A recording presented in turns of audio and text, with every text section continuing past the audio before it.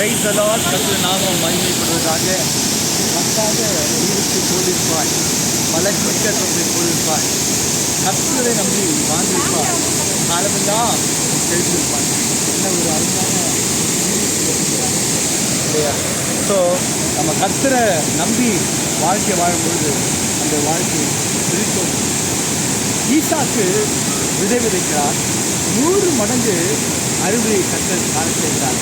நிலம் இருக்கிறது, விதை இருக்கிறது, விதைக்கக்கூடிய வசதியும் இருக்கிறது. ஆனால் வெளியே செய்கிறவர் தேவனே.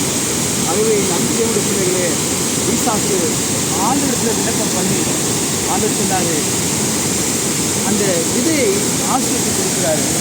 ஈசாக்கு விதை விதைக்கிறார், 100 மடங்கு அறுவடை காண செய்கிறார் அல்லவா? என் நம்பிக்கையோட பிள்ளைகள், இன்னைக்கு இந்த உழைப்பு ஒருபோதும் நீ போகாது.